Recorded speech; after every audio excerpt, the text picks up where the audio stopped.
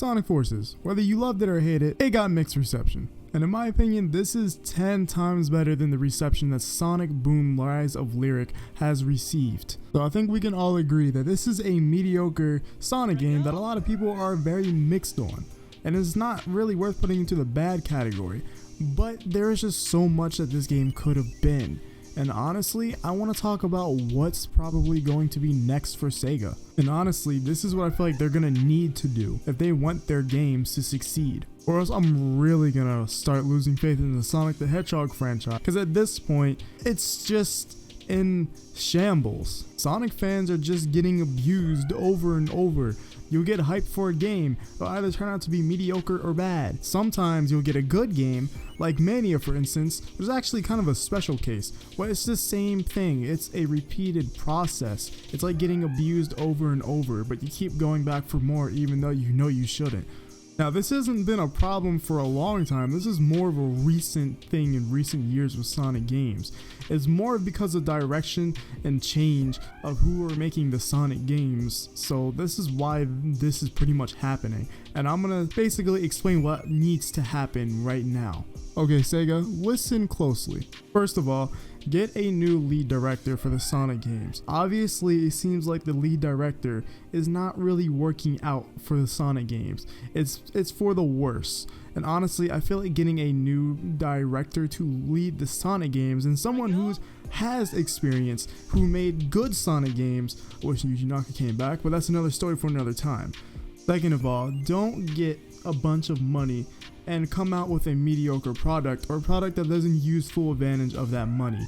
They need to start using their budget in a smart way. By that I mean focus on the quality and length of the game and the content.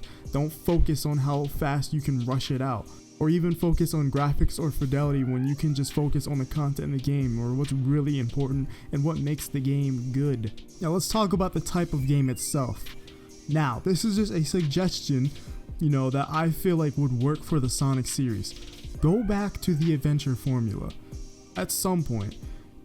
I'm not trying to sound like an adventure fanboy here, but honestly it worked. And if they made one in this time period where 3D games have evolved much more than what they were back then, honestly it could work.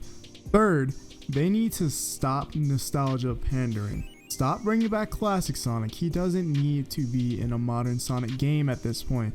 It did not work at all for Sonic Forces. That's my most hated part of the game. I can't stand him in that game. Not just because it's classic Sonic, because they made it worse than Generations. How do you make it worse than Generations? And Generations classic Sonic was already worse than the actual classics itself, but it wasn't bad. Here, it's bad.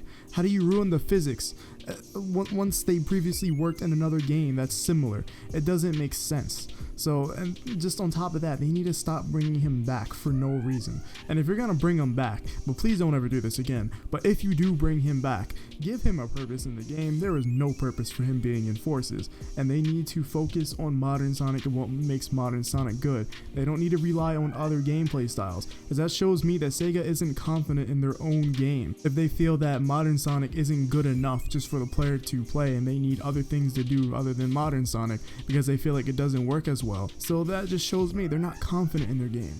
And fourth, I feel like this is the biggest one. They need two separate development teams. One being Sonic Team, two being the Christian Whitehead team. Now this is something they better start doing. They better be looking at the statistics of how Sonic Mania did and how it impacted Sonic in general and just gamers in general who play platformers and who like Sonic. If they simultaneously release Sonic Mania-like games with Sonic Team games, or even just, doesn't even matter, they don't have to be even near each other in release, but just imagine getting a Sonic Mania type game in between, huge AAA Sonic games. From now on, Sonic Team should spend a little over 4 years developing AAA Sonic games and put some work into it and not do things that we don't like. Because they need to get it right. We need a great Sonic game. I shouldn't be like, oh, okay, this game's not bad. I shouldn't be saying that. I should be saying, oh, this game is great. This is what it should be like, And if we get games like that in between these games for, however many years, that'd be great. That's just a great way to keep Sonic fans happy and to, just have good games out there. For the most part, that's how I feel. This is what Sega really needs to start doing and take note of.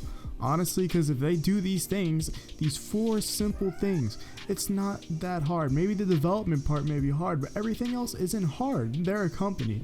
You know, they should know how to do certain things. They should know how to balance things, kind of like the budget I was talking about earlier. But anyways, that's how I feel.